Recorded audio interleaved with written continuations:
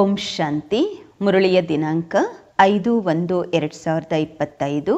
ಪ್ರಾತಃ ಮುರಳಿ ಅವ್ಯಕ್ತ ಬಾಬ್ದಾದ ಮಧುಬನ. ರಿವೈಸ್ ಮುರಳಿ ಡೇಟು 17/10/2003. ತಂದೆ ತಿಳಿಸುತ್ತಾರೆ, ಪೂರ್ತಿ ವರ್ಷ ಸಂತುಷ್ಟ ಮಣಿಯಾಗಿ ಸದಾ ಸಂತುಷ್ಟರಾಗಿರಬೇಕು ಮತ್ತು ಎಲ್ಲರನ್ನೂ ಸಂತುಷ್ಟಪಡಿಸಬೇಕು. ಇಂದು ಹೃದಯ ರಾಮ ಬಾಬ್ದಾದ ತನ್ನ 4 ಕಡೆಯ ಸನ್ಮುಖದಲ್ಲಿರುವವರನ್ನು ಸಹ ನೋಡ್ತಿದ್ದಾರೆ. ಮತ್ತೆ ದೂರದಲ್ಲಿದ್ದರೂ ಸಹ ಸಮೀಪದಲ್ಲಿರುವಂತಹ ಪ್ರತಿಯೊಬ್ಬ ರಾಜ ದುಲಾರೆ ಮಕ್ಕಳು ಅತಿ ಪ್ರಿಯವಾದ ಮಕ್ಕಳನ್ನ ನೋಡಿ ಹರ್ಷಿತರಾಗುತ್ತಿದ್ದಾರೆ. ಪ್ರತಿಯೊಬ್ಬ ಮಗು ರಾಜ ಆಗಿದ್ದೀರಾ, ಆದ್ದರಿಂದ ರಾಜ್ ದುಲಾರೆ ಅಂತಾರೆ ಬಾಬಾ. ಈ ಪರಮಾತ್ಮನ ಪ್ರೀತಿ ಪಾಲನೆ ವಿಶ್ವದಲ್ಲಿ ಬಹಳ ಕಡಿಮೆ ಆತ್ಮರಿಗೆ ಪ್ರಾಪ್ತವಾಗುತ್ತದೆ. ಆದರೆ ತಾವೆಲ್ಲರೂ ಪರಮಾತ್ಮನ ಪ್ರೀತಿ ಪರಮಾತ್ಮನ ಪಾಲನೆಗೆ ಅಧಿಕಾರಿಗಳಾಗಿದ್ದೀರಾ. ಪ್ರಪಂಚದ ಆತ್ಮರು ಕರೆಯುತ್ತಿದ್ದಾರೆ, ಬನ್ನಿ ಬನ್ನಿ ಎಂದು. ಆದರೆ ತಾವೆಲ್ಲರೂ ಪರಮಾತ್ಮನ ಪ್ರೀತಿಯ ಅನುಭವ ಮಾಡುತ್ತಿದ್ದೀರಾ, ಪರಮಾತ್ಮನ ಪಾಲನೆಯಲ್ಲಿ ಬೆಳೆಯುತ್ತಿದ್ದೀರಾ. ಇಂತಹ ತಮ್ಮ ಭಾಗ್ಯವನ್ನ ಅನುಭವ ಮಾಡ್ತೀರಾ. ಬಾಬ್ದಾದ ಎಲ್ಲ ಮಕ್ಕಳನ್ನ ಡಬಲ್ ರಾಜ್ಯ ಅಧಿಕಾರಿಗಳನ್ನಾಗಿ ನೋಡುತ್ತಿದ್ದಾರೆ. ಈಗಲೂ ಸಹ ಸ್ವರಾಜ್ಯ ಅಧಿಕಾರಿ ರಾಜ ಮಕ್ಕಳಾಗಿದ್ದೀರಾ. ಮತ್ತೆ ಭವಿಷ್ಯದಲ್ಲಂತೂ ರಾಜ್ಯ ನಿಮ್ಮ ಜನ್ಮಸಿದ್ಧ ಅಧಿಕಾರವಾಗುವುದು. ಅಂದಾಗ ಡಬಲ್ ರಾಜರಾಗಿದ್ದೀರಾ. ಎಲ್ಲರೂ ರಾಜರಾಗಿದ್ದೀರಾ ಅಲ್ವಾ? ಪ್ರಜೆಗಳಿಲ್ಲ. ರಾಜಯೋಗಿಗಳ ಅಥವಾ ಯಾರಾದ್ರೂ ಪ್ರಜಾಯೋಗಿಗಳು ಇದ್ದೀರಾ? ಯಾರಾದ್ರೂ ಪ್ರಜಾಯೋಗಿಗಳಿದ್ದೀರಾ? ಹಿಂದೆ ಇರುವಂತಹವರು ರಾಜಯೋಗಿಗಳ. ಪ್ರಜಾಯೋಗಿಗಳು ಯಾರು ಇಲ್ಲ ಅಲ್ವಾ? ಪಕ್ಕನ ಯೋಚನೆ ಮಾಡಿ ಮಾಡಬೇಕು, ಹೌದು ಅಂತ ಹೇಳಬೇಕು. ರಾಜ ಅಧಿಕಾರಿ ಅಂದ್ರೆ ಅರ್ಥ ಸರ್ವ ಸೂಕ್ಷ್ಮ ಮತ್ತು ಸ್ಥೂಲ ಕರ್ಮೇಂದ್ರಿಯಗಳಿಗೆ ಅಧಿಕಾರಿ. ಏಕೆಂದರೆ ಸ್ವರಾಜ್ಯ ಇದೆ ಅಲ್ವಾ? ಅಂದಾಗ ಆಗಾಗ ರಾಜರಾಗ್ತೀರಾ ಅಥವಾ ಸದಾ ರಾಜರಾಗಿ ಇರ್ತೀರಾ? ಮೂಲ ಮಾತಾಗಿದೆ, ತಮ್ಮ ಮನಸ್ಸು ಬುದ್ಧಿ ಸಂಸ್ಕಾರಕ್ಕೂ ಅಧಿಕಾರಿಗಳಾಗಿದ್ದೀರಾ? ಕೇಳ್ತಿದ್ದಾರೆ ಬಾಬಾ. ಸದಾ ಅಧಿಕಾರಿಗಳ ಅಥವಾ ಆಗಾಗ ಅಧಿಕಾರಿಗಳ? ಸ್ವರಾಜ್ಯವಂತೂ ಸದಾ ಸ್ವರಾಜ್ಯವಾಗಿರುವುದು, ಅಥವಾ ಒಂದು ದಿನ ಇರುತ್ತೆ ಮತ್ತೊಂದು ದಿನ ಇರಲ್ವಾ? ರಾಜ್ಯವಂತೂ ಸದಾ ಇರುತ್ತೆ ಅಲ್ವಾ? ಅಂದಾಗ ಸದಾ ಸ್ವರಾಜ್ಯ ಅಧಿಕಾರಿ ಅಂದ್ರೆ ಅರ್ಥ ಸದಾ ಮನಸ್ಸು ಬುದ್ಧಿ ಸಂಸ್ಕಾರದ ಮೇಲೆ ಅಧಿಕಾರ ಸದಾ ಇದೆಯಾ? ಸದಾ ಎಂಬುದರಲ್ಲಿ ಮಾಡೋದಿಲ್ವಾ? ಯಾವಾಗಾದ್ರೂ ಮನಸ್ಸು ನಿಮ್ಮನ್ನ ನಡೆಸುತ್ತಾ ಅಥವಾ ಮನಸ್ಸನ್ನ ನೀವು ನಡೆಸ್ತೀರಾ? ಎಂದಾದ್ರೂ ಮನಸ್ಸು ನಿಮಗೆ ಮಾಲೀಕ ಆಗತ್ತೆ ಅಲ್ವಾ? ಅಂದಾಗ ಸದಾ ಸ್ವರಾಜ್ಯ ಅಧಿಕಾರಿಗಳಿಂದ ವಿಶ್ವರಾಜ್ಯ ಅಧಿಕಾರಿಗಳು. ಸದಾ ಪರೀಕ್ಷಿಸಿಕೊಳ್ಳಿ, ಎಷ್ಟು ಸಮಯ ಮತ್ತು ಎಷ್ಟು ಶಕ್ತಿಯಿಂದ ತಮ್ಮ ಕರ್ಮೇಂದ್ರಿಯಗಳು ಮನಸ್ಸು ಬುದ್ಧಿ ಸಂಸ್ಕಾರಗಳ ಮೇಲೆ ಈಗ ಅಧಿಕಾರಿಗಳಾಗಿರುತ್ತೀರಾ, ಅಷ್ಟೇ ಭವಿಷ್ಯದಲ್ಲಿ ರಾಜ್ಯ ಅಧಿಕಾರ ಸಿಗುವುದು. ಒಂದು ವೇಳೆ ಈಗ ಪರಮಾತ್ಮನ ಪಾಲನೆ ಪರಮಾತ್ಮನ ವಿದ್ಯಾಭ್ಯಾಸ ಪರಮಾತ್ಮನ ಶ್ರೀಮತದ ಆಧಾರದ ಮೇಲೆ ಈ ಒಂದು ಸಂಗಮಯುಗದ ಜನ್ಮ ಸದಾ ಅಧಿಕಾರಿ ಇಲ್ಲವೆಂದರೆ 21 ಜನ್ಮಗಳಿಗಾಗಿ ಹೇಗೆ ರಾಜ್ಯ ಅಧಿಕಾರಿ ಆಗುವಿರಿ? ಲೆಕ್ಕಾಚಾರ ಇದೆ ಅಲ್ವಾ? ಈ ಸಮಯದ ಸ್ವರಾಜ್ಯ ಸ್ವಯಂನ ರಾಜ ಆಗುವುದರಿಂದಲೇ 21 ಜನ್ಮಗಳ ಗ್ಯಾರಂಟಿ ಇದೆ. ನಾನು ಯಾರಾಗಿದ್ದೇನೆ ಮತ್ತೆ ಏನಾಗುತ್ತೇನೆ, ನನ್ನ ಭವಿಷ್ಯ ವರ್ತಮಾನದ ಅಧಿಕಾರದ ಮೂಲಕ ಸ್ವಯಂ ತಮಗೆ ತಾವೇ ತಿಳ್ಕೊಳ್ಬಹುದು ಸ್ವಯಂ ಏನಾಗ್ತೀರಾ ಎಂದು. ಯೋಚಿಸಿರಿ, ತಾವು ವಿಶೇಷ ಆತ್ಮರ ಅನಾದಿ ಆದಿ ವ್ಯಕ್ತಿತ್ವ ಮತ್ತು ಘನತೆ ಎಷ್ಟು ಶ್ರೇಷ್ಠವಾಗಿದೆ. ಅನಾದಿ ರೂಪದಲ್ಲಿಯೂ ನೋಡಿ, ಯಾವಾಗ ತಾವು ಆತ್ಮರು ಪರಮಧಾಮದಲ್ಲಿದ್ದೀರಿ ಆಗ ಎಷ್ಟು ಹೊಳೆಯುತ್ತಿರುವ ಆತ್ಮರಾಗಿ ಕಂಡುಬರುತ್ತಿದ್ದೀರಿ. ಆ ಹೊಳಪಿನ ರಾಯಲ್ಟಿ ವ್ಯಕ್ತಿತ್ವ ಎಷ್ಟು ದೊಡ್ಡದಿದೆ, ಕಾಣಿಸ್ತಾ ಇದೆಯಾ? ಮತ್ತು ತಂದೆಯ ಜೊತೆಗೆ ಆತ್ಮ ರೂಪದಲ್ಲಿ ಇರ್ತಾ ಇದ್ರಿ, ಸಮೀಪ ಇರ್ತಾ ಇದ್ರಿ. ಹೀಗೆ ಆಕಾಶದಲ್ಲಿ ಕೆಲವು ನಕ್ಷತ್ರಗಳು ಬಹಳ ಜಾಸ್ತಿ ಹೊಳೆಯುವಂತಹದ್ದು ಇರುತ್ತೆ ಅಲ್ವಾ? ಹಾಗೆ ತಾವು ಆತ್ಮರು ಸಹ ವಿಶೇಷವಾಗಿ ತಂದೆಯ ಜೊತೆ ಮತ್ತು ವಿಶೇಷವಾಗಿ ಹೊಳೆಯುವಂತಹ ನಕ್ಷತ್ರಗಳಾಗಿದ್ದೀರಾ. ಪರಮಧಾಮದಲ್ಲಿಯೂ ತಾವು ತಂದೆಯ ಸಮೀಪ ಇರುತ್ತೀರಾ ಮತ್ತು ಆದಿ ಸತ್ಯಯುಗದಲ್ಲಿಯೂ ತಾವು ದೇವಾತ್ಮಗಳ ವ್ಯಕ್ತಿತ್ವ ಘನತೆ ಎಷ್ಟು ಶ್ರೇಷ್ಠವಾಗಿದೆ. ಪೂರ್ತಿ ಕಲ್ಪದಲ್ಲಿ ಚಕ್ಕರ್ ಹಾಕಿ ಧರ್ಮಾತ್ಮರಿದ್ದೋಗಿದ್ದಾರೆ, ಮಹಾತ್ಮರಿದ್ದೋಗಿದ್ದಾರೆ, ಧರ್ಮಪಿತರು ಇದ್ದೋಗಿದ್ದಾರೆ, ನಾಯಕರಿದ್ದೋಗಿದ್ದಾರೆ, ಅಭಿನಾಯಕರಿದ್ದೋಗಿದ್ದಾರೆ. ಇಂತಹ ವ್ಯಕ್ತಿತ್ವ ಯಾರ್ದಾದಿರಿ ಇತ್ತ? ಏನು ನೀವು ದೇವಾತ್ಮಗಳ ಸತ್ಯುಗದಲ್ಲಿ ವ್ಯಕ್ತಿತ್ವವಿರುತ್ತೆ, ಅಂತಹ ವ್ಯಕ್ತಿತ್ವ ಯಾರ್ದಾದ್ರೂ ಇತ್ತ ಅಥವಾ ಇದೆಯಾ? ತಮ್ಮ ದೇವ ಸ್ವರೂಪವನ್ನ ಸನ್ಮುಖದಲ್ಲಿ ತಂದುಕೊಳ್ಳಿ. ತಮ್ಮ ದೇವ ಸ್ವರೂಪ ಸನ್ಮುಖದಲ್ಲಿ ಬರ್ತಿದೆ ಅಲ್ವಾ? ಬರ್ತಾ ಇದೆಯಾ ಅಥವಾ ಗೊತ್ತಿಲ್ಲ ನಾವೇನಾಗ್ತೀವೋ ಏನೋ ಎಂದು? ದೇವತೆಗಳಾಗ್ತೀವೋ ಇಲ್ವೋ ಗೊತ್ತಿಲ್ಲ ಅಂತೀರಾ? ಪಕ್ಕ ಇದೆ ಅಲ್ವಾ? ತಮ್ಮ ದೇವರೂಪ ಸನ್ಮುಖದಲ್ಲಿ ತಂದುಕೊಳ್ಳಿ ಮತ್ತು ನೋಡಿ, ವ್ಯಕ್ತಿತ್ವ ಸನ್ಮುಖದಲ್ಲಿ ಬಂತ ಎಷ್ಟು ರಾಯಲ್ಟಿ ಇದೆ. ಪ್ರಕೃತಿಯು ಕೂಡ ವ್ಯಕ್ತಿತ್ವ ಉಳ್ಳಂತಹದ್ದಾಗಿರುತ್ತೆ. ಪಕ್ಷಿಗಳು, ವೃಕ್ಷ, ಹೂಗಳು ಎಲ್ಲವೂ ಸಹ ಬಹಳ ಪರ್ಸ್ನಾಲಿಟಿ ಇರುವಂತಹದ್ದಿರತ್ತೆ, ರಾಯಲ್ ಆಗಿರತ್ತೆ, ಒಳ್ಳೆಯದು. ಮತ್ತೆ ಬನ್ನಿ ಕೆಳಗೆ. ತಮ್ಮ ಪೂಜ್ಯ ರೂಪವನ್ನ ನೋಡಿದ್ರ? ತಮ್ಮ ಪೂಜ್ಯ ರೂಪ ಇರುತ್ತೆ ಅಲ್ವಾ? ತಮಗೆ ಪೂಜೆ ಆಗತ್ತೆ ಅಲ್ವಾ? ಡಬಲ್ ಫಾರ್ನರ್ಸು ಪೂಜ್ಯರಾಗ್ತೀರಾ? ಇಂಡಿಯಾದವರ ಆಗ್ತೀರಾ? ತಾವು ದೇವಿಯರು ದೇವತೆಗಳು ಆಗ್ತೀರಾ? ಸೊಂಡಲಿರುವಂತಹವರಲ್ಲ, ಬಾಲ ಇರುವಂತಹ ದೇವಿ ದೇವತೆ ಅಲ್ಲ. ದೇವಿಯರು ಕೂಡ, ಅದರಲ್ಲಿಯೂ ಕೂಡ ಕಾಳಿ ರೂಪ ಅಲ್ಲ. ಆದ್ರೆ ದೇವತೆಗಳ ಮಂದಿರದಲ್ಲಿ ನೋಡಿ, ನಿಮ್ಮ ಪೂಜ್ಯ ಸ್ವರೂಪ ಎಷ್ಟು ರಾಯಲ್ಟಿಯಿಂದ ಇದೆ, ಎಷ್ಟು ವ್ಯಕ್ತಿತ್ವ ಉಳ್ಳಂತಹದ್ದಾಗಿದೆ. ಮೂರ್ತಿ ಇರತ್ತೆ 4 ಅಡಿ 5 ಅಡಿದು, ಮತ್ತೆ ಮಂದಿರ ಎಷ್ಟು ದೊಡ್ಡದಾಗಿ ನಿರ್ಮಾಣ ಮಾಡಿರ್ತಾರೆ. ಈ ರಾಯಲ್ಟಿ ಮತ್ತು ಪರ್ಸ್ನಾಲಿಟಿ ಇದಾಗಿದೆ. ಈ ಕಾಲದಲ್ಲಿ ಬಲೆ ಪ್ರೈಮ್ ಮಿನಿಸ್ಟರ್ ಇರಬಹುದು, ರಾಜರೇ ಇರಬಹುದು, ಆದ್ರೆ ಬಿಸಿಲಿನಲ್ಲಿ ಪಾಪ ಅವರ ಗೊಂಬೆಗಳನ್ನ ಮಾಡಿ ಇಟ್ಟು ಬಿಡ್ತಾರೆ, ಅವರ ಮೂರ್ತಿಗಳನ್ನ ಮಾಡಿ ಇಡ್ತಾರೆ. ಏನೇ ಆದ್ರೂ ಕೂಡ ನೋಡೋದಿಲ್ಲ. ಮತ್ತೆ ನಿಮ್ಮ ಪೂಜ್ಯ ಸ್ವರೂಪದ ವ್ಯಕ್ತಿತ್ವ ಎಷ್ಟು ದೊಡ್ಡದಿದೆ. ಇದೆ ಅಲ್ವಾ? ದೊಡ್ಡದಾಗಿ ಬಹಳ ವಿಶೇಷವಾಗಿ ಕುಮಾರಿಯರು ಕುಳಿತಿದ್ದೀರಾ ಅಲ್ವಾ? ರಾಯಲ್ಟಿ ಇದೆಯಾ ನಿಮ್ಮದು? ನಿಮ್ಮ ಮೂರ್ತಿಗಳ ಘನತೆ ಇದೆಯಾ? ಮತ್ತೆ ಅಂತಿಮದಲ್ಲಿ ಸಂಗಮ ಯುಗದಲ್ಲಿಯೂ ಕೂಡ ತಮ್ಮೆಲ್ಲರ ರಾಯಲ್ಟಿ ಎಷ್ಟು ಶ್ರೇಷ್ಠವಾಗಿದೆ.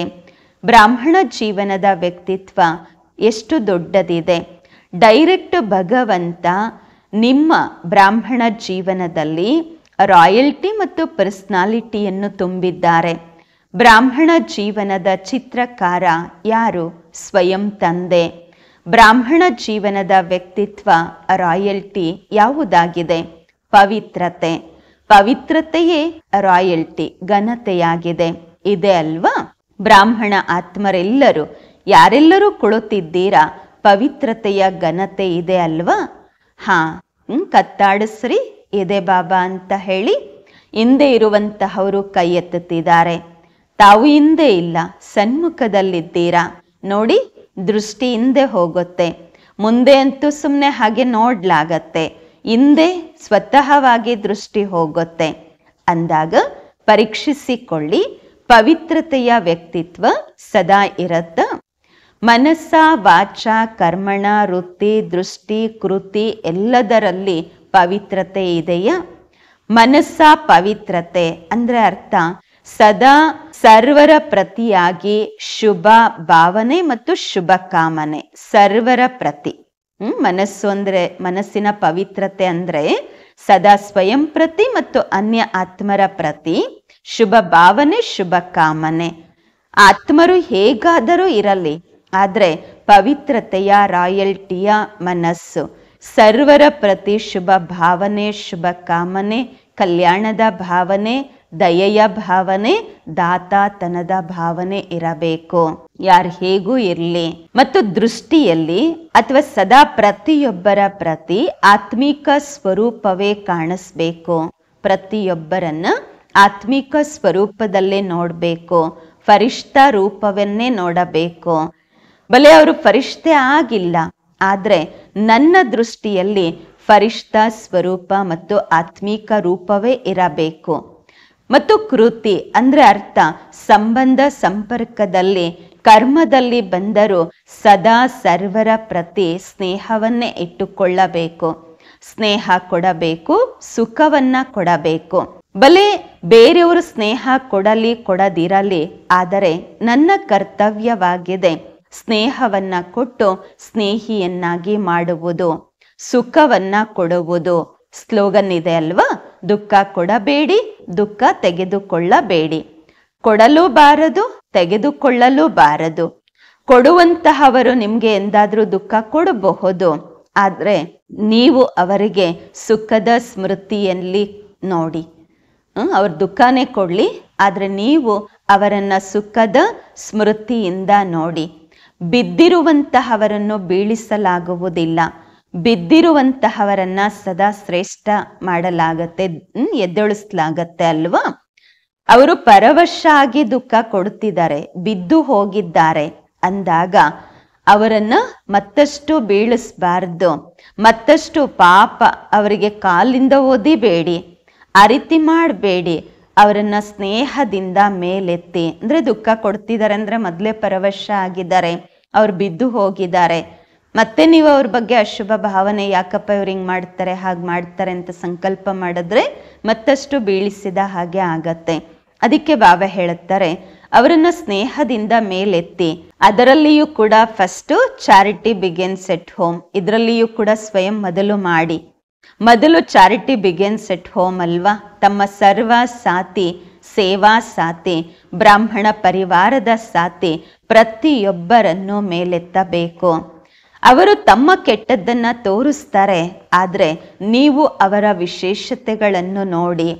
ನಂಬರ್ ವಾರಂತೂ ಇದ್ದಾರೆ ಅಲ್ವಾ. ನೋಡಿ, ಮಾಲೆ ನಿಮ್ಮ ಸ್ಮಾರಕವಾಗಿದೆ. ಎಲ್ಲರೂ ಒಂದೇ ನಂಬರಲ್ಲಂತೂ ಇರೋದಿಲ್ಲ ಅಲ್ವಾ, 108 ನಂಬರ್ ಇದೆ ಅಲ್ವಾ. ಅಂದಾಗ ನಂಬರ್ ವಾರ್ ಇದ್ದಾರೆ, ಮತ್ತೆ ಇರ್ತಾರೆ. ಆದ್ರೆ ನನ್ನ ಕರ್ತವ್ಯವೇನು?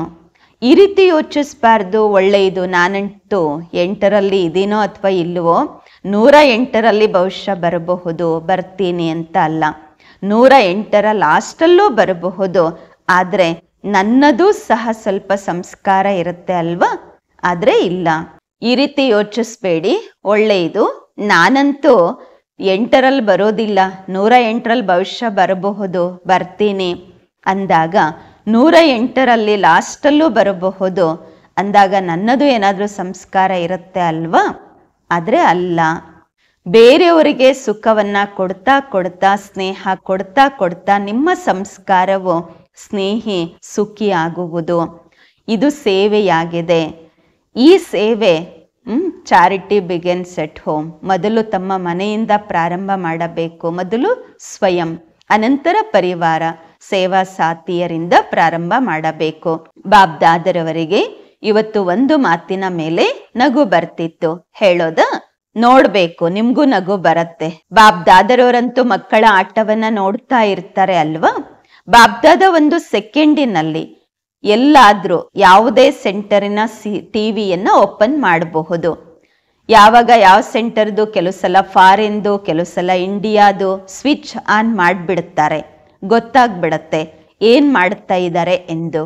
ಏಕೆಂದರೆ ಬಾಬಾರವರಿಗೆ ಮಕ್ಕಳ ಜೊತೆ ಪ್ರೀತಿ ಇದೆ ಅಲ್ವಾ. ಮಕ್ಕಳು ಹೇಳ್ತೀರಾ ಸಮಾನರಾಗಲೇಬೇಕೆಂದು, ಪಕ್ಕ ಅಲ್ವಾ? ಸಮಾನರಾಗ್ಲೇಬೇಕು ಅಲ್ವಾ? ಯೋಚಿಸಿ ಕೈ ಮೇಲ್ ಮಾಡಿ. ಯಾರು ತಿಳ್ಕೊಂಡಿದ್ದೀರಾ?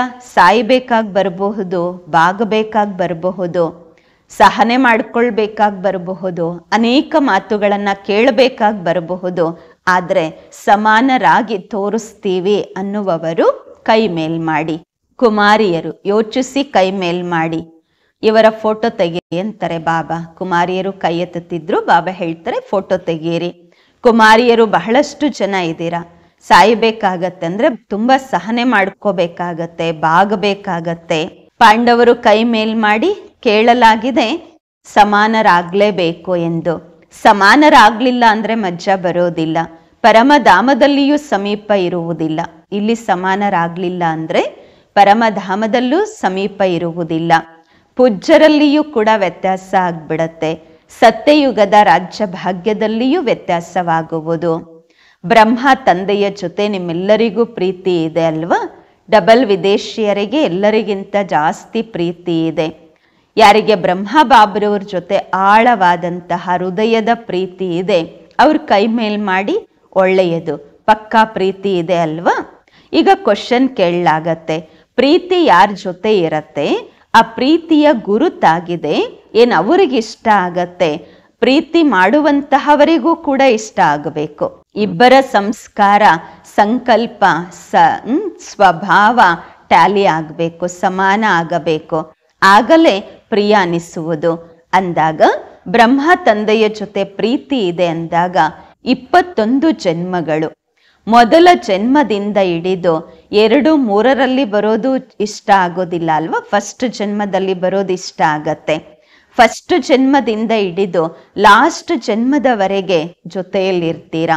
ಭಿನ್ನ ಭಿನ್ನ ರೂಪದಲ್ಲಿ ಜೊತೆಯಲ್ಲಿರ್ತೀರಾ. ಅಂದಾಗ ಜೊತೆಯಲ್ಲಿ ಯಾರಿರಲು ಸಾಧ್ಯ? ಯಾರು ಸಮಾನರಾಗ್ತಾರೆ?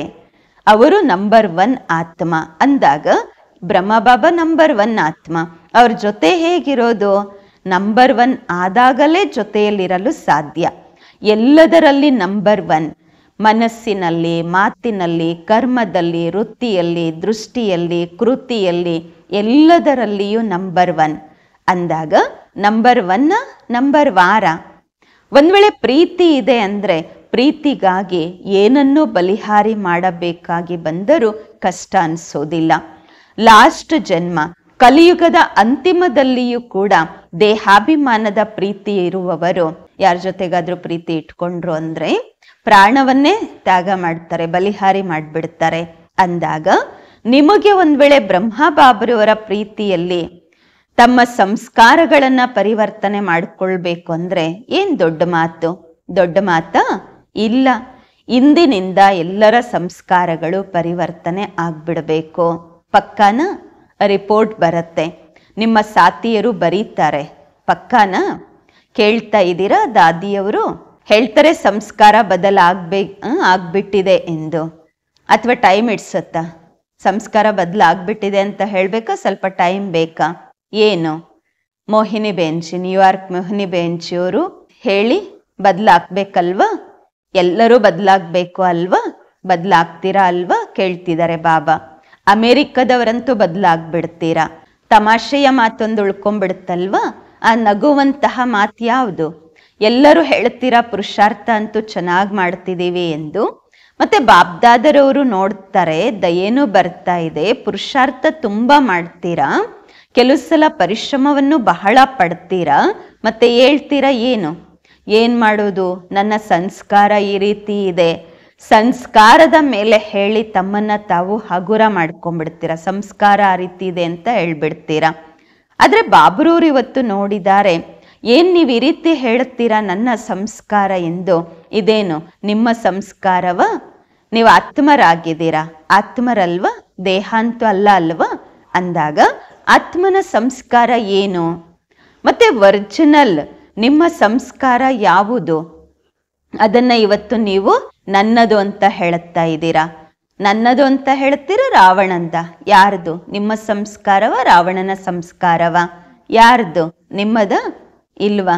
ಏನ್ ಹೇಳ್ತೀರಾ? ನನ್ನದು ಅಂತ ಯಾಕೆ ಹೇಳ್ತೀರಾ? ಹೇಳ್ತೀರಾ ಹಾಗೇನೆ ನನ್ನ ಸಂಸ್ಕಾರ ಈ ರೀತಿ ಇದೆ ಅಂತ ಸುಮ್ಮನೆ ಹಾಗೆ ಹೇಳ್ಬಿಡ್ತೀರಾ? ಇಂದಿನಿಂದ ಈ ರೀತಿ ಹೇಳ್ಬಾರ್ದು. ನನ್ನ ಸಂಸ್ಕಾರ ಅಂತ ಹೇಳ್ಬಾರ್ದು. ರಾವಣನ ಸಂಸ್ಕಾರಕ್ಕೆ ಇಲ್ಲಿ ಅಲ್ಲಿಂದ ಹಾರಿ ಬಂದಿರುವ ಕೊಳಕು ಹಿಡ್ಕೊಂಡು ನಂದು ಅಂತ ಹೇಳುತ್ತೀರಾ. ಕೊಳಕು ಅಲ್ಲಿಂದ ಬಂದು ಬಿಡುತ್ತೆ ಅಲ್ವಾ? ಈ ರಾವಣನ ವಸ್ತು ಬಂದಿದೆ ಅಂದಾಗ ಅದನ್ನ ನಂದು ಅಂತ ಯಾಕೆ ಹೇಳುತ್ತೀರಾ? ಹೇಗೆ ಹೇಳುತ್ತೀರಾ? ನನ್ನದ? ನಿಮ್ದ? ಇದೆಯದು?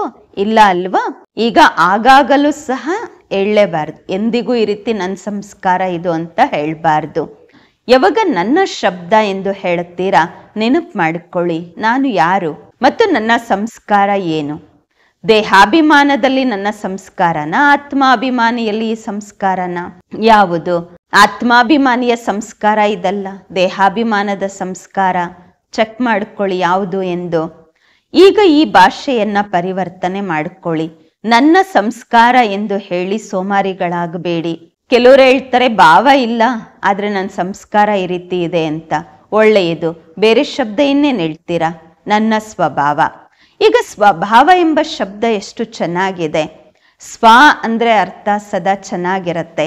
ನನ್ನ ಸ್ವಭಾವ, ಸ್ವಯಂನ ಭಾವ ಚೆನ್ನಾಗಿದೆ, ಕೆಟ್ಟೋಗಿಲ್ಲ ಅಂದಾಗ ಈ ಏನು ಶಬ್ದ ಉಪಯೋಗಿಸ್ತೀರಾ ಅಲ್ವಾ, ನನ್ನ ಸ್ವಭಾವ, ನನ್ನ ಸಂಸ್ಕಾರ ಎಂದು.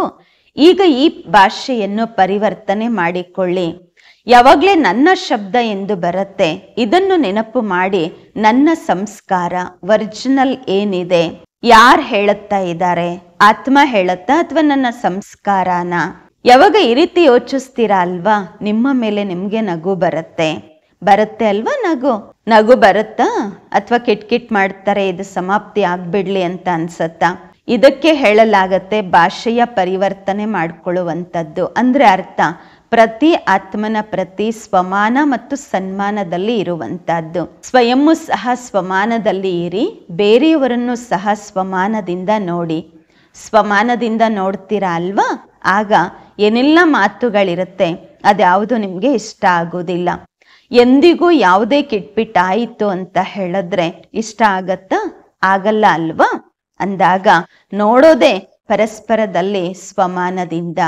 ಇವರು ವಿಶೇಷ ಆತ್ಮ ಆಗಿದ್ದಾರೆ, ಇವರು ಬಾಬನ ಪಾಲನೆ ಪಡೆಯುತ್ತಿರುವ ಬ್ರಾಹ್ಮಣ ಆತ್ಮ ಆಗಿದ್ದಾರೆ, ಇವರು ಕೋಟಿಯಲ್ಲೂ ಕೆಲವರಾಗಿದ್ದಾರೆ, ಕೆಲವರಲ್ಲೂ ಕೆಲವು ಆತ್ಮ ಆಗಿದ್ದಾರೆ. ಕೇವಲ ಒಂದು ಮಾತನ್ನ ಮಾಡಿ ತಮ್ಮ ನಯನಗಳಲ್ಲಿ ಬಿಂದುವನ್ನು ಸಮಾವೇಶ ಮಾಡಿಕೊಳ್ಳಿ ಅಷ್ಟೇ.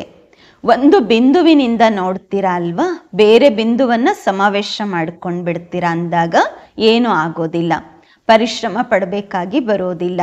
ಹೀಗೆ ಆತ್ಮನನ್ನ ನೋಡ್ತಾ ಇದ್ದೀವಿ, ಈ ದೃಷ್ಟಿ ಇರತ್ತೆ. ಆತ್ಮನ ಜೊತೆ ಮಾತಾಡ್ತಾ ಇದ್ದೀವಿ. ಆತ್ಮಿಕ ವೃತ್ತಿ, ಆತ್ಮಿಕ ದೃಷ್ಟಿಯನ್ನು ರೂಪಿಸಿಕೊಳ್ಳಿ. ತಿಳ್ಕೊಂಡ್ರೆ ಏನ್ ಮಾಡಬೇಕು? ಈಗ ನನ್ನ ಸಂಸ್ಕಾರ ಎಂದು ಎಂದಿಗೂ ಹೇಳಬಾರದು. ಸ್ವಭಾವ ಎಂದು ಹೇಳಿದಿರಾ ಅಂದ್ರೆ ಸ್ವಯಂನ ಭಾವದಲ್ಲಿ ಇರಬೇಕು. ಸರಿ ಅಲ್ವಾ? ಬಾಬ್ದಾದರವರು ಇದೇ ಬಯಸ್ತಾರೆ. ಈ ಪೂರ್ತಿ ವರ್ಷ ಬಲೆ ಸೀಸನ್ 6 ತಿಂಗಳು ನಡೆಯುತ್ತೆ, ಆದ್ರೆ ಪೂರ್ತಿ ವರ್ಷ ಎಲ್ಲರಿಗೂ ಯಾರೇ ಸಿಕ್ಕಿದ್ರು ಕೂಡ, ಯಾರ ಜೊತೆಯಲ್ಲೇ ಮಿಲನ ಮಾಡಿದ್ರು ಕೂಡ, ಬಲೆ ಪರಸ್ಪರದಲ್ಲಿ ಬಲೆ ಅನ್ಯ ಆತ್ಮರ ಜೊತೆ ಮಿಲನ ಮಾಡಿದ್ರು ಕೂಡ ಯಾವಾಗಲೇ ಮಿಲನ ಮಾಡ್ತೀರಾ, ಯಾರ ಜೊತೆಯಲ್ಲೇ ಮಿಲನ ಮಾಡ್ತೀರಾ ಅವರಿಗೆ ಸಂತುಷ್ಟತೆಯ ಸಹಯೋಗ ಕೊಡಿ. ಸ್ವಯಂವೂ ಸಂತುಷ್ಟರಾಗಿರಿ, ಬೇರೆಯವರನ್ನು ಕೂಡ ಸಂತುಷ್ಟ ಮಾಡಿ. ಈ ಸೀಸನ್ನ ಸ್ವಮಾನವಾಗಿದೆ ಸಂತುಷ್ಟ ಮಣಿ, ಸದಾ ಸಂತುಷ್ಟ ಮಣಿ, ಸಹೋದರ ಮಣಿ. ಮಣ ಅಲ್ಲ, ಮಣಿ ಆಗ್ಬೇಕು. ಮಣ ಅಂದ್ರೆ ಭಾರ ಹೊತ್ಕೊಳ್ಳುವಂತಹವರಲ್ಲ, ಮಣಿ ಆಗ್ಬೇಕು, ಒಳೆಯುವಂತಹವರು. ಒಂದೊಂದು ಆತ್ಮ ಪ್ರತಿ ಸಮಯ ಸಂತುಷ್ಟ ಮಣಿ ಆಗಿರಬೇಕು. ಮತ್ತು ಸ್ವಯಂ ಸಂತುಷ್ಟವಾಗಿದ್ದಾಗ ಬೇರೆಯವರನ್ನು ಸಂತುಷ್ಟ ಪಡಿಸ್ತೀರಾ. ಸಂತುಷ್ಟರಾಗಿರೋದು ಮತ್ತು ಸಂತುಷ್ಟ ಪಡಿಸುವುದು ಸರಿ ಅಲ್ವಾ? ಇಷ್ಟನಾ? ಎಲ್ಲರೂ ಕೈ ಎತ್ತಿದ್ರು. ಬಾಬಾ ಹೇಳ್ತಾರೆ ಬಹಳ ಒಳ್ಳೆಯದು, ಶುಭಾಶಯಗಳು, ಶುಭಾಶಯಗಳು. ಒಳ್ಳೆಯದು. ಏನೇ ಆಗ್ಲಿ ತಮ್ಮ ಸ್ವಮಾನದ ಆಸನದಲ್ಲಿ ಏಕಾಗ್ರರಾಗಿ ಇರಿ, ಅಲೆದಾಡಬೇಡಿ, ಎಂದಿಗೂ ಸೀಟಿಂದ ಇಳಿಬೇಡಿ. ಕೆಲವು ಸಲ ಸೀಟ್ ಮೇಲೆ ಇರ್ತೀರಾ, ಕೆಲವು ಸಲ ಸೀಟಿಂದ ಜಾರೋಗ್ಬಿಡ್ತೀರಾ. ಆ ರೀತಿ ಆಗಬಾರ್ದು. ತಮ್ಮ ಸ್ವಮಾನದ ಆಸನದಲ್ಲಿ ಏಕಾಗ್ರರಾಗಿ ಇರಿ ಮತ್ತು ಏಕಾಗ್ರತೆಯ ಆಸನದಲ್ಲಿ ಸೆಟ್ ಆಗಿ, ಒಂದು ವೇಳೆ ಯಾವುದೇ ಮಾತು ಬಂತು ಅಂದ್ರೂ ಸಹ ಒಂದು ಕಾರ್ಟೂನ್ ಶೋನ ರೀತಿಯಲ್ಲಿ ನೋಡಿ. ಕಾರ್ಟೂನ್ ಶೋ ನೋಡೋದು ಇಷ್ಟ ಅಲ್ವಾ? ಅಂದಾಗ ಇದು ಸಮಸ್ಯೆನೇ ಅಲ್ಲ, ಕಾರ್ಟೂನ್ ಶೋ ನಡೀತಾ ಇದೆ. ಯಾವುದೇ ಶೋ ಬಂತು ಅಂದರೆ ಕೆಲವು ಕುರಿಗಳು ಬರುತ್ತೆ, ಬಿಚ್ಚು ಬರುತ್ತೆ, ಚೇಳು ಬರುತ್ತೆ, ಮತ್ತೆ ಅಲ್ಲಿ ಬರುತ್ತೆ, ಕೆಲವು ಕೆಟ್ಟದಾಗಿರುತ್ತೆ. ಆ ರೀತಿ ಕಾರ್ಟೂನ್ ಶೋ ಇರುತ್ತೆ ಅಲ್ವಾ? ತಮ್ಮ ಸೀಟಿಂದ ತಾವು ಅಪ್ಸೆಟ್ ಆಗಬೇಡಿ, ಮಜಾ ಬರುತ್ತೆ ಆಗ. ಒಳ್ಳೆಯದು.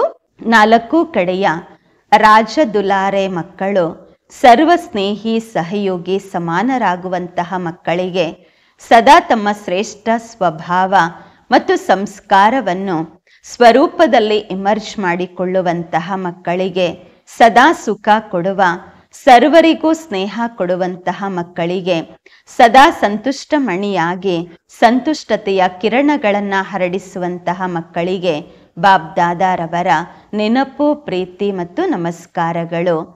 ನಾವು ಆತ್ಮಿಕ ಮಕ್ಕಳಿಂದ ಆತ್ಮಿಕ ಮಾತ್ಪಿತಾ ಬಾಬ್ ದಾದಾರವರಿಗೆ ನೆನಪು, ಪ್ರೀತಿ, ಬೆಳಗಿನ ವಂದನೆಗಳು ಹಾಗೂ ನಮಸ್ಕಾರಗಳು. ವರದಾನ: ಶುಭ ಚಿಂತನೆ ಮತ್ತು ಶುಭ ಚಿಂತಕ ಸ್ಥಿತಿಯ ಅನುಭವದ ಮೂಲಕ ಬ್ರಹ್ಮ ಬಾಬಾ ಸಮಾನ ಮಾಸ್ಟರ್ ದಾತರಾಗಿರಿ. ವರದಾನದ ವಿಶ್ಲೇಷಣೆ: ಬ್ರಹ್ಮ ತಂದೆಯ ಸಮಾನ ಮಾಸ್ಟರ್ ದಾತರಾಗಲು ಈರ್ಷಾ, ದ್ವೇಷ, ಕ್ರಿಟಿಸೈಸ್ ಈ ಮೂರು ಮಾತುಗಳಿಂದ ಮುಕ್ತರಾಗಿದ್ದು ಸರ್ವರ ಪ್ರತಿ ಶುಭ ಚಿಂತಕರಾಗಿ ಶುಭ ಚಿಂತನೆಯ ಸ್ಥಿತಿಯ ಅನುಭವ ಮಾಡಿರಿ. ಏಕೆಂದರೆ ಯಾರಲ್ಲಿ ಈರ್ಷೆಯ ಅಗ್ನಿ ಇರುತ್ತದೆ ಅವರು ಸ್ವಯಂ ಸುಡುತ್ತಾರೆ, ಅನ್ಯರಿಗೂ ಬೇಜಾರು ಮಾಡಿಸುತ್ತಾರೆ. ತಿರಸ್ಕಾರ ಅಥವಾ ದ್ವೇಷ ಇರುವಂತಹವರು ಸ್ವಯಂ ಬೀಳುತ್ತಾರೆ, ಬೇರೆಯವರನ್ನು ಬೀಳಿಸುತ್ತಾರೆ.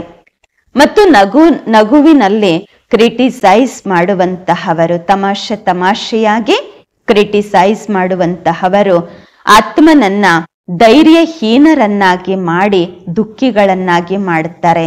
ಆದ್ದರಿಂದ ಈ ಮೂರು ಮಾತುಗಳಿಂದ ಮುಕ್ತರಾಗಿದ್ದು ಶುಭ ಚಿಂತಕ ಸ್ಥಿತಿಯ ಅನುಭವದ ಮೂಲಕ ದಾತನ ಮಕ್ಕಳು ಮಾಸ್ಟರ್ ದಾತರಾಗಿರಿ. ಸ್ಲೋಗನ್: ಮನಸ್ಸು, ಬುದ್ಧಿ ಮತ್ತು ಸಂಸ್ಕಾರಗಳ ಮೇಲೆ ಸಂಪೂರ್ಣ ರಾಜ್ಯ ಮಾಡುವಂತಹ ಸ್ವರಾಜ್ಯ ಅಧಿಕಾರಿ ಆಗಿರಿ. ಇಂದಿನ ಅವ್ಯಕ್ತ ಇಶಾರೆ: ತಮ್ಮ ಶಕ್ತಿಶಾಲಿ ಮನಸ್ಸಿನ ಮೂಲಕ ಸಕಾಶ್ ಕೊಡುವ ಸೇವೆ ಮಾಡಿ. ತಾವು ಬ್ರಾಹ್ಮಣ ಮಕ್ಕಳು ಈ ವೃಕ್ಷದ ಬೇರು, ಬುಡ ಆಗಿದ್ದೀರಾ, ಕಾಂಡವಾಗಿದ್ದೀರಾ. ಕಾಂಡದಿಂದಲೇ ಪೂರ್ತಿ ವೃಕ್ಷಕ್ಕೆ ಸಕಾಶ್ ತಲುಪುವುದು, ಬೇರುಗಳಿಂದಲೇ ಪೂರ್ತಿ ವೃಕ್ಷಕ್ಕೆ ಸಕಾಶ್ ಸಿಗತ್ತೆ ಅಂದಾಗ ಈಗ ವಿಶ್ವಕ್ಕೆ ಸಕಾಶ್ ಕೊಡುವವರು ಆಗಿರಿ. ಒಂದು ವೇಳೆ 20 ಸೆಂಟರು, 30 ಸೆಂಟರು ಅಥವಾ 100 ಸೆಂಟರು, 150 ಸೆಂಟರು ಅಥವಾ ಝೋನು ಇದು ಬುದ್ಧಿಯಲ್ಲಿತ್ತೆಂದರೆ ಬೇಹದ್ದಿನಲ್ಲಿ ಸಕಾಶ್ ಕೊಡಲಾಗುವುದಿಲ್ಲ. ಆದ್ದರಿಂದ ಹದ್ದಿನಿಂದ ಹೊರಬಂದು ಈಗ ಬೇಹದ್ದಿನ ಸೇವೆಯ ಪಾತ್ರವನ್ನು ಆರಂಭ ಮಾಡಿ. ಬೇಹದ್ದಿನಲ್ಲಿ ಹೋಗುವುದರಿಂದ ಹದ್ದಿನ ಮಾತುಗಳು ತನ್ನಷ್ಟಕ್ಕೆ ತಾನೇ ಬಿಟ್ಟು ಹೋಗುವುದು, ಬೇಹದ್ದಿನ ಸಕಾಶದಿಂದ ಪರಿವರ್ತನೆ ಆಗುವುದು. ಇದು ಫಾಸ್ಟ್ ಸೇವೆಯ ಫಲಿತಾಂಶವಾಗಿದೆ. ಓಂ ಶಾಂತಿ.